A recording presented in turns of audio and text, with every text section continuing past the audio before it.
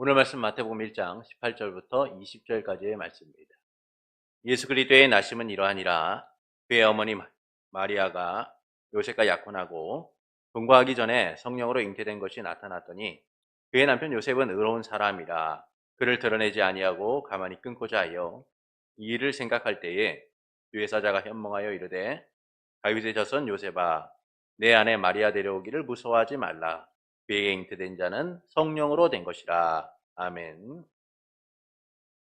지난주에 우리는 예수 그리스도께서 하나님의 독생자라는 사실을 함께 나누었습니다. 예수님께서 하나님의 독생자다라는 것은 하나님의 영원하신 아들이다라는 것이죠. 그래서 이 독생자의 교리는 우리의 구원의 근거가 된다라고 말씀을 드렸습니다. 그리고 우리는 이 그리스도로 말미암아 은혜로 하나님의 자녀가 된 자들인 거예요. 또한 우리는 그리스도를 주라고 부릅니다. 그것은 예수 그리스도의 보혈로서 우리를 구속하시고 마귀의 권세로부터 해방시켜 주의 것으로 삼으셨기 때문이다라는 것이죠. 그래서 우리는 예수 그리스도를 주라고 고백하며 살아가고 있다라는 겁니다. 오늘은 하나님의 독생자이신 예수 그리스도가 누구인가라는 부분을 좀 함께 나누고자 합니다. 35문을 보시겠습니다. 함께 읽겠습니다. 그분은 성령으로 잉태되사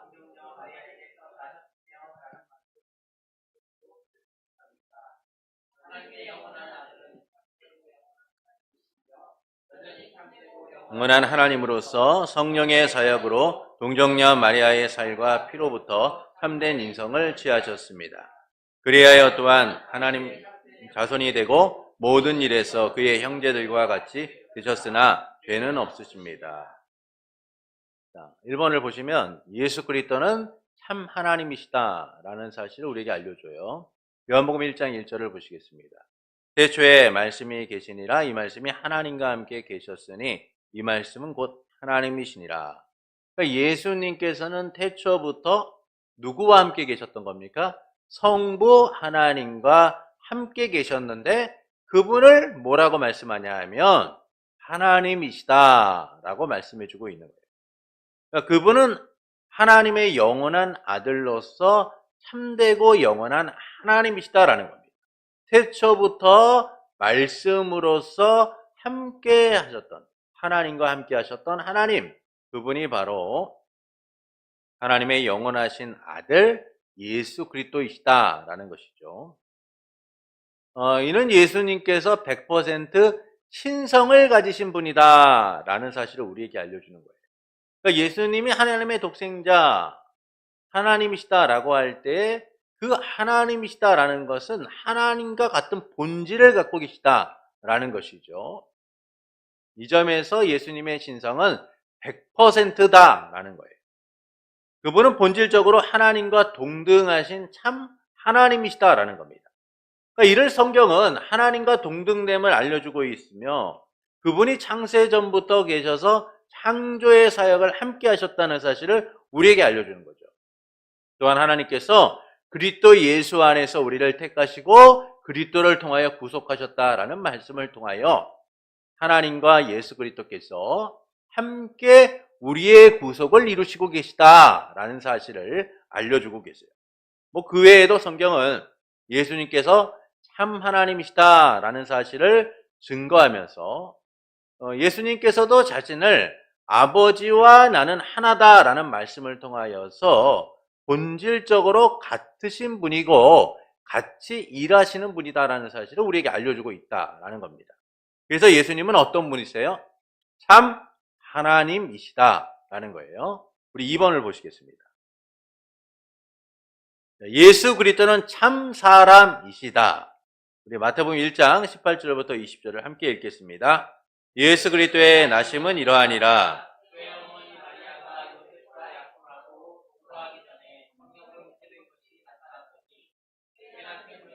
의로운 사람이라 그를 드러내지 아니하고 가만히 끊고자 하여 이 일을 생각할 때 이르되 다윗의 자손 요셉아 내 안에 데려오기를 무서워하지 말라. 그에게 잉태된 자는 성령으로 는 것이라. 예수님께서 참 하나님이신데 또한 참 사람이 되셨다라고 설명해 주고 있는 거예요. 어떻게 되셨습니까? 말씀은 성령으로 잉태되어 동정녀 마리아에게 나셨다라고 얘기하죠.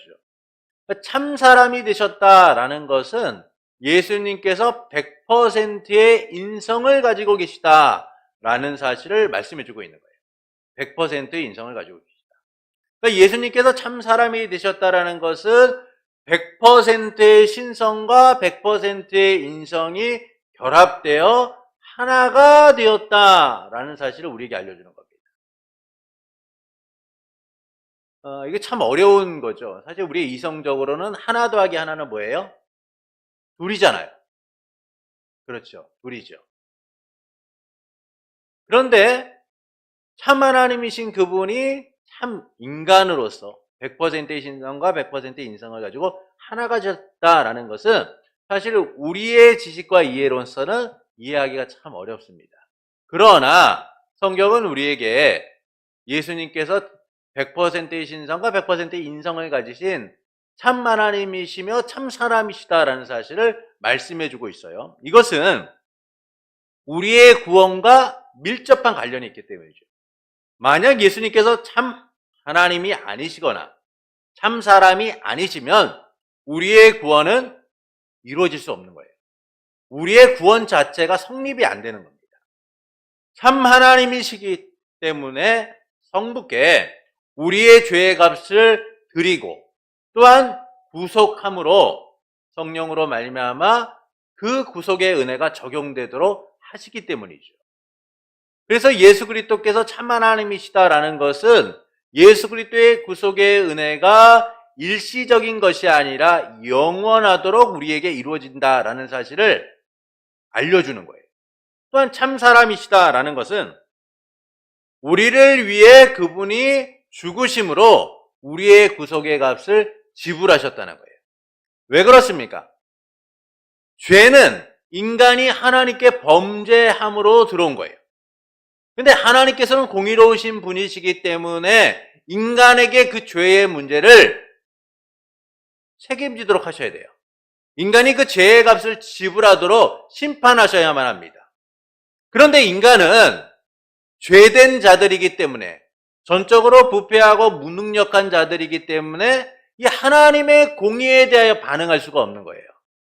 의로운 자만이 죄가 없는 자만이 인간들의 죄를 짊어지고 그 죄의 문제를 해결할 수 있는데 그럼 우리가 어떻습니까?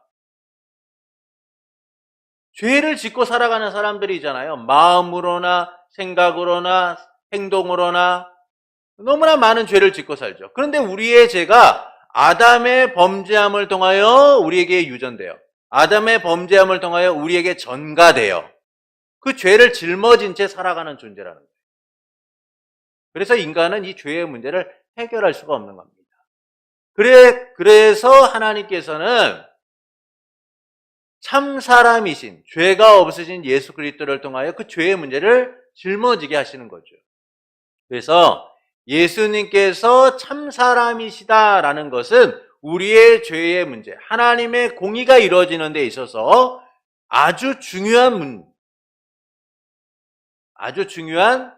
근거가 된다라는 겁니다.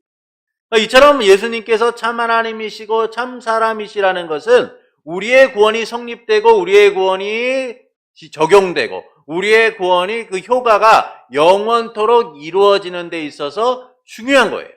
그래서 예수님이 참 하나님이 아니시거나 참 사람이 아니면 우리의 구원은 성립 자체가 불가능한 겁니다. 그러나 역사적으로 예수님이 참 사람이 되셨다라는 부분에 대해서 많은 논쟁이 있어요. 그러니까 예수님이 참 하나님이시다라는 부분에서 논쟁이 있는데 예수님이 참 사람이시라는 부분에서도 논쟁이 많습니다. 고대와 현대의 그리스도의 육체가 동정녀 마리아에게 통하여 나셨다라는 사실을 부인하는 사람들이 있어요.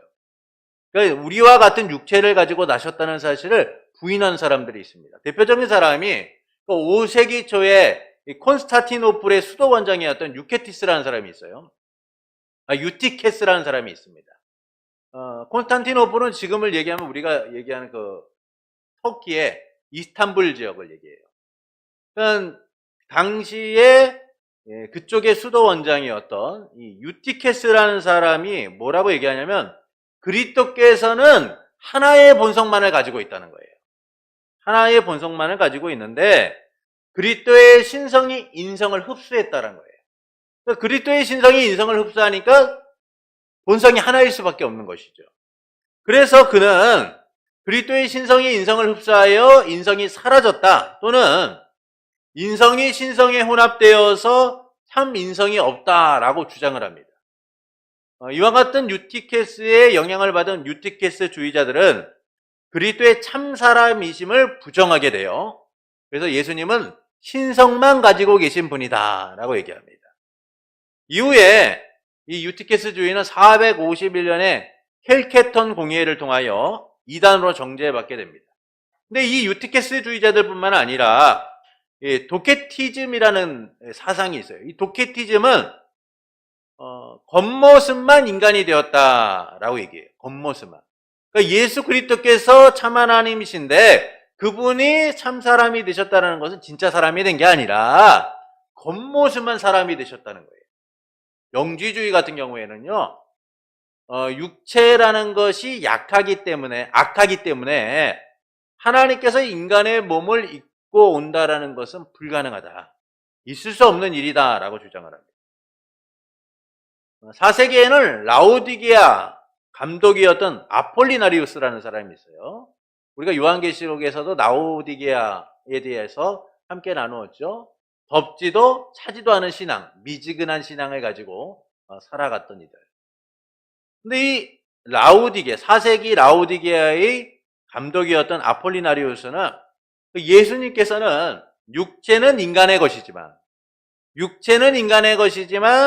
정신은 하나님의 신성이 대신한다라고 얘기해요. 그러니까 예수님께서 인성이 없으신 분이다라고 주장했던 사상에서 조금 더 혼합된 모습을 취하는 거예요. 육체는 사람인데 정신은, 그 중심은 신성이 자리 잡고 있다라고 얘기하는 거예요. 그래서 그리스도의 참 사람이심을 부정합니다. 이처럼 그리스도의 참 사람이심을 역사적으로 많이 부정하는 일들이 있었어요. 그러나 성경은 분명하게 우리에게 뭐라고 말씀합니까? 예수 그리스도께서 참 사람이시다라고 얘기해요. 성령에 잉태되어 동정녀 마리아에게 나셨다라는 말씀을 통하여 참 사람이심을 증거합니다. 자, 그러면 성령으로 잉태되었다라는 뜻이 무엇일까요? 함께 읽겠습니다. 성령께서 초자연적으로 그리스도의 육체의 잉태를 이루신 직접적인 장본이시라는 것이다. 원죄의 모든 불결함을 분리시켜 그 육체를 말씀과 본질적으로 연합시키셨다라는 것이다. 자, 성령으로 잉태되었다라는 것은 일반적으로 우리가 아이를 낳으면 일반적인 생육법을 통하여 이루어지게 되죠. 그런데 성령으로 잉태되었다라는 것은 인간이 갖고 있는 일반의 출생 방법을 따라서 나신 것이 아니라 성령께서 초자연적으로 그 일을 행하심으로 성령으로 잉태되게 되었다라는 겁니다. 성령의 직접적인 활동, 역사하심을 통하여 동정녀 뱃속에 잉태가 되셔서 하나님께서 세우신 자연의 질서를 초월하여 잉태가 되셔서 인성은 그 어머니인 동정녀 마리아로부터 형성이 되어서 나오셨다는 것이죠. 성령으로 잉태되었다는 것은 거룩하게 하셔서 죄에 오염되지 않도록, 죄가 없도록 잉태가 되셨다라는 사실을 알려주는 거예요. 또한 성령으로 잉태되었다는 것은 동정녀 뱃속에서 신성과 인성의 본질적인 연합이 이루어지는 거예요. 신성은 누구를 통해서요? 성령께서 직접적으로 잉태케 하심으로, 인성은 누구를 통해서요? 마리아를 통하여 그 인성을 가지시는 거죠. 그래서 100%의 신성과 100%의 인성이 결합되어 참 하나님이시며 참 사람이 되셨다라는 겁니다. 성령께서 그리스도를 죄가 없으신 분으로 잉태케 하심으로 신성과 인성의 결합이 이루어지도록 하셨다라는 것이죠. 왜 이렇게 하셨습니까? 죄가 없도록 하기 위해서예요. 인간의 출생법, 생육법을 따라서는 그 죄가 오염되게 되어 있는 거예요. 전가되게 되어 있는 것이죠. 그래서 이것을 막고 죄 없는 사람을 이 땅 가운데, 둘째 아담, 마지막 아담을 이 땅 가운데 세우시기 위하여 하나님께서는 성령의 직접적 활동을 통하여 예수 그리스도를 잉태케 하셨다라는 겁니다. 두 번째는 동정녀 마리아에게 나셨다라는 뜻이에요. 동정녀 마리아에게 나셨다. 함께 읽겠습니다. 동정녀 마리아의 살과 피로부터 참된 인생을 취하셨다는 것이다. 우리와 같은 사람이 되셨다. 자, 하나님의 아들이 참된 인성을 취하시게 되었던 거예요. 누구로부터요? 동정녀 마리아의 살과 피로부터 참된 인성을 취하셨다는 것이죠. 이거는 일반적인 거예요. 여러분, 우리 아이들도 마찬가지 아닙니까? 그 어머니의 뱃속에서 유전적으로 얼굴의 형태라든지 많은 것들을 물려봤잖아요. 네. 그래서 사람들이 너무나 똑같은 모녀 관계, 아버지와 아들 관계, 이런 걸 설명할 때 유전자의 힘이라는 말을 해요. 유전자의 힘. 야, 사람이 얼마나 이 유전자가 대단하냐. 이렇게 똑같을 수 있다. 이런 얘기들을 합니다. 그러니까 인간은 그 부모의 영향력을 받아서 많은 것들을 가지고 나오게 되어 있는 것이죠. 그래서 예수 그리스도께서 인성을 취하셨다라는 것은 동정녀 마리아의 살과 피로부터 그 어머니의 뱃속에서 인성을 취하시게 되셨다라는 거예요. 또한 예수님이 동정녀 마리아에게 나셨다라는 것은 그분이 하나님의 약속 가운데 오셨다는 사실을 알려주는 거예요. 여자의 후손, 아브라함의 씨, 다윗의 후손이라는 이 성경의 약속들이 예수 그리스도를 통하여 이루어지게 되었다라는 겁니다. 그래서 마태복음 1장 1절에 보시면 아브라함과 다윗의 자손 예수 그리스도의 애보라, 족보라라고 얘기하잖아요. 그러니까 예수 그리스도께서 이 땅에 나신 것, 동정녀 마리아를 통하여 참 사람이 되셨다라는 것은 세상이 경험해 보지 못한 놀라운 일이 일어났다라는 것이 아니라 하나님이 약속하셨던 구속의 약속들이 여자의 후손, 아브라함의 씨, 다윗의 자손의 그 약속들을 통하여 성취되게 되었다라는 사실을 우리에게 알려주는 것이죠. 또한 예수 그리스도께서 이 약속 가운데 이 땅에 오셨다, 태어나셨다라는 것은 아담과 같은 인류의 대표자가 되었다라는 겁니다. 첫째 아담을 통하여 죄가 들어온 것, 그리고 마지막 아담 예수 그리스도를 통하여 죄의 문제가 해결된 것처럼 예수 그리스도께서 인류의 대표자로 참 사람이 되셨다라는 의미를 갖고 있는 것이죠. 그리스도께서 성령의 능력으로 말미암아 동정녀의 뱃속에서 거룩하게 되셨을 뿐만 아니라 순결하고 죄가 없으신 분으로서 사람의 참된 인성을 가지고 태어나셨다라는 사실을 알려주는 거예요. 세 번째는 예수 그리스도는 다윗의 자손으로 죄가 없으시다라는 겁니다. 그 다음에 넘겨주시면 로마서 1장 3절을 함께 읽겠습니다. 그의 아들에 관하여 말하면 육신으로는 다윗의 혈통으로 나셨고. 자, 예수 그리스도께서 하나님의 아들에 관하여 이야기하는데 육신으로는 누구의 혈통을 가지고 태어났어요? 다윗의 혈통을 가지고 태어나셨다라는 겁니다. 히브리서 4장 15절을 읽겠습니다. 우리에게 있는 대제사장은 모든 일에 우리와 똑같이 시험을 받으신 이로되 죄는 없으시니라.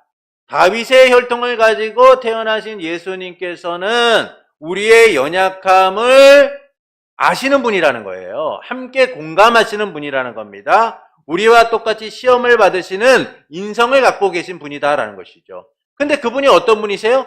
죄는 없으시다라는 거예요. 육신은 다윗의 혈통으로 태어나셨고 하나님의 약속을 따라서 태어나셨다라는 것이죠. 또한 그분은 우리와 같은 성정을 가지신 참 사람으로서 우리의 연약함을 아시고 우리와 같은 시험을 받지만 죄가 없으신 분이다라는 거예요. 그래서 예수 그리스도를 첫사람 아담과 달리 마지막 아담으로서 모든 사람을 살리시는 분이다 라고 사도 바울은 고백하죠.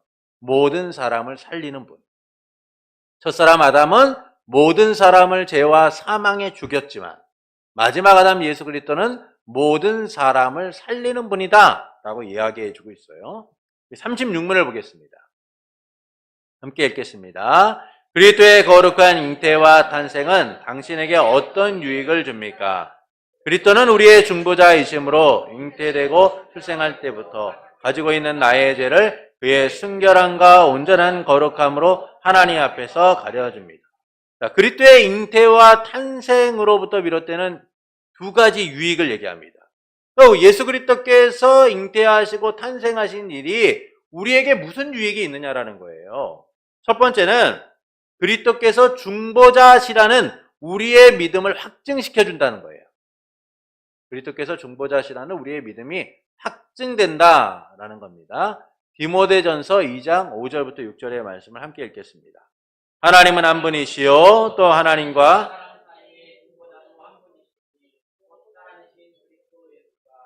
그가 모든 사람을 위하여 자기를 대속물로 주셨으니 이루어주신 증거니라. 죄악된 우리는 하나님과 원수된 삶을 살았습니다.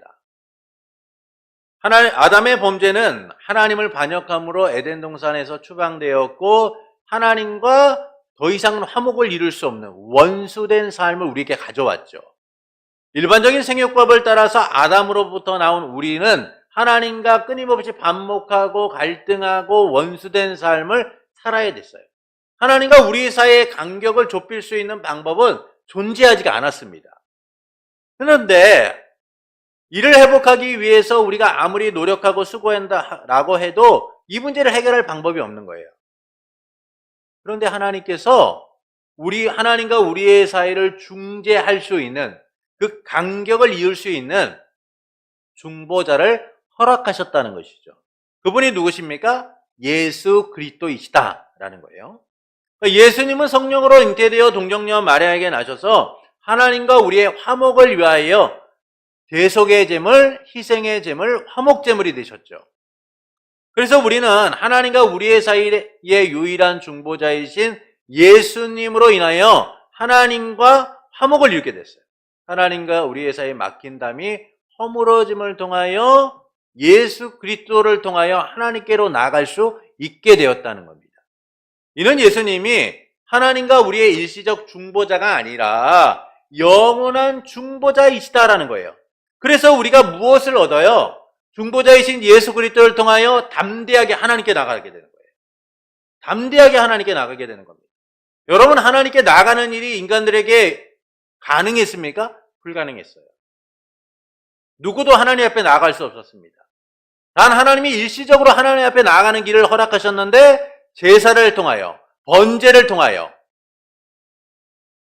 속죄의 제사를 통해서만 일시적으로 하나님께 나갈 수 있는 은혜를 제공하신 거예요.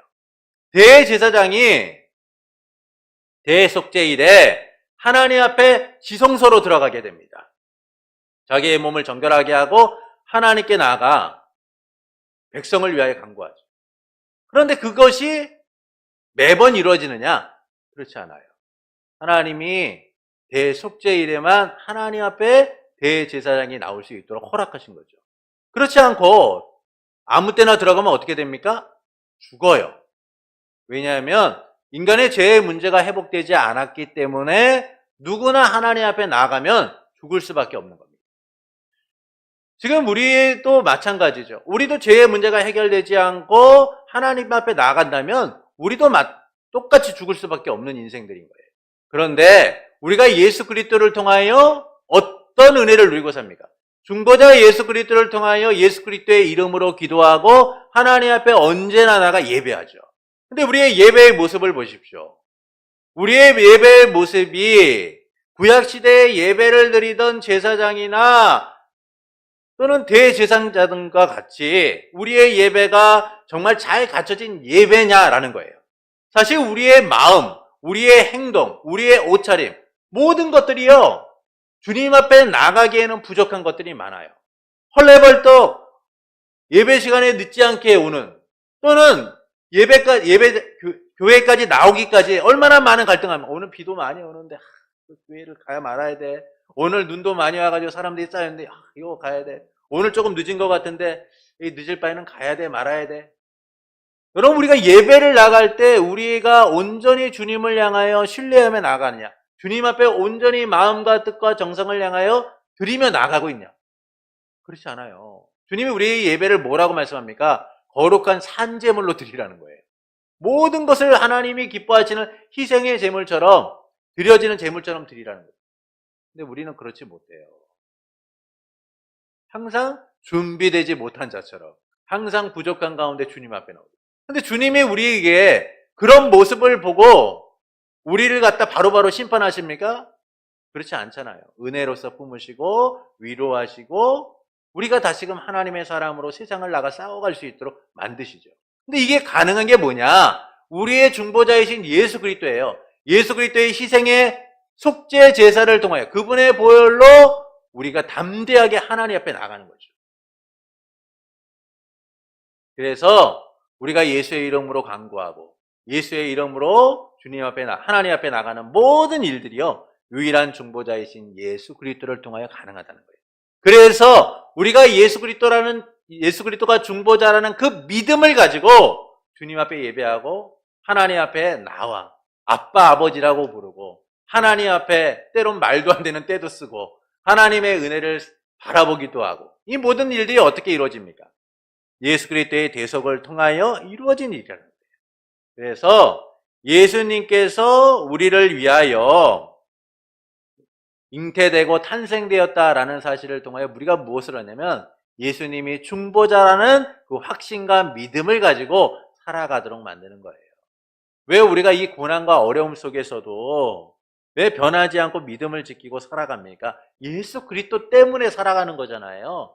예수 그리스도를 믿음으로 구원을 받는다는 것, 예수 그리스도를 믿음으로 우리가 하나님의 구속의 은혜를 누린다는 것, 그 믿음. 그래서 예수님의 잉태와 탄생은 그분이 중보자다라는 그 확실한 믿음을 확증하고 살아가도록 만든다라는 겁니다.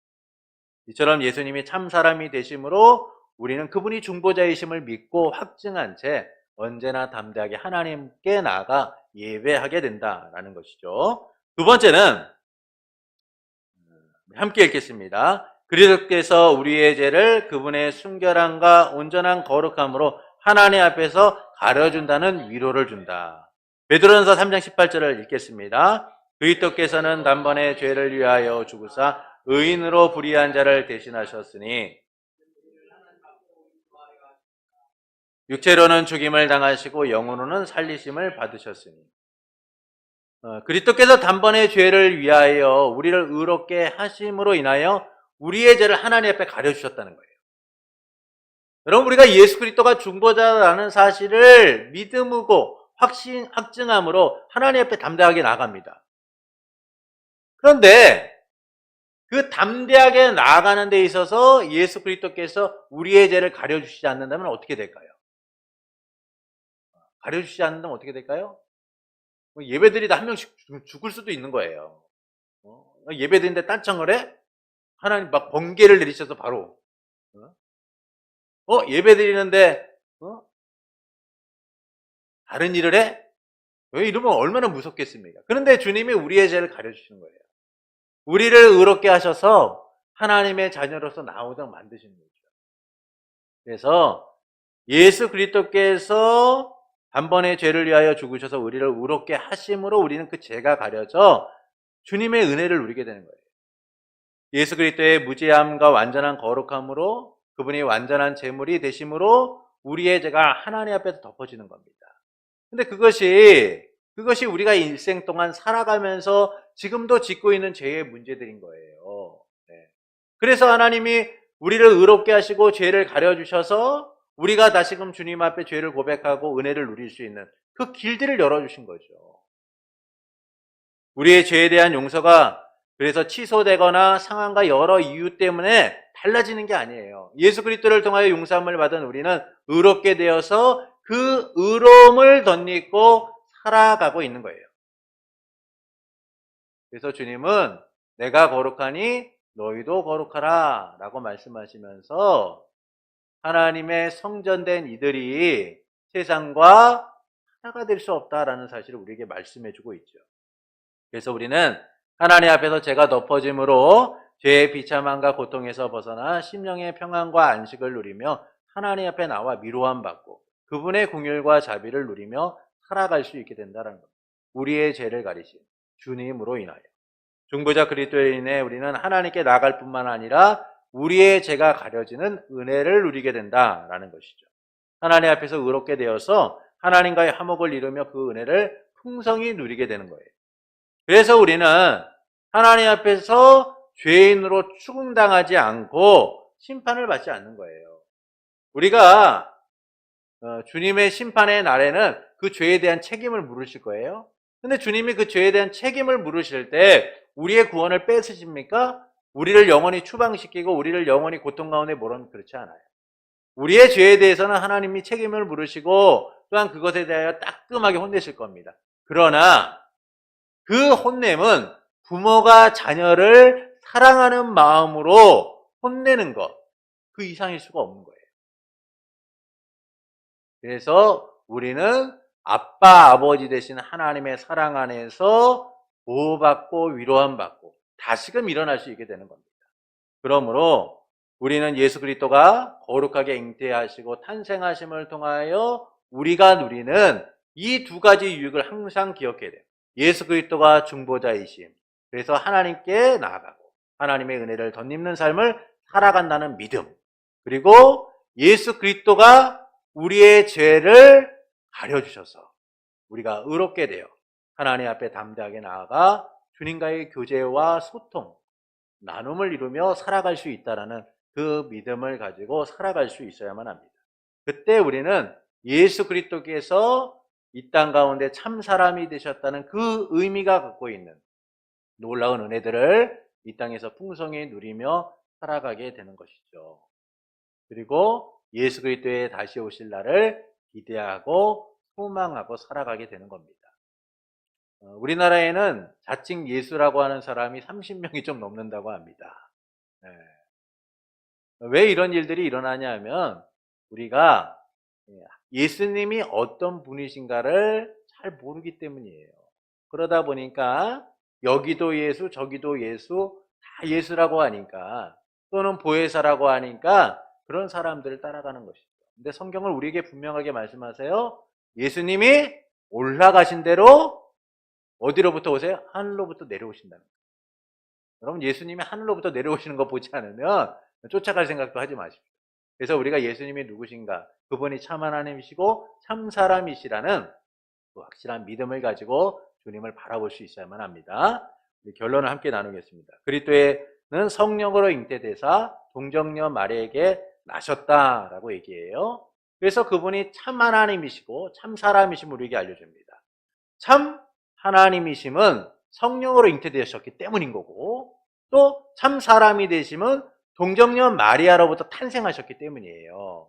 그렇기 때문에 예수님은 참 하나님이신 그분의 신성과 참 사람이신 그분의 인성 100%가 결합되어 참 하나님이실 뿐만 아니라 참 사람으로 이 땅에 오셨다라는 겁니다. 그리고 그리스도의 잉태와 탄생은 우리에게 두 가지 유익을 주는데 예수님이 중보자라는 믿음을 주는 거예요. 하나님과 우리의 맡긴 담을 하시고 언제나 하나님께로 나아갈 길을 여신 분이다라는 믿음을 주는 겁니다.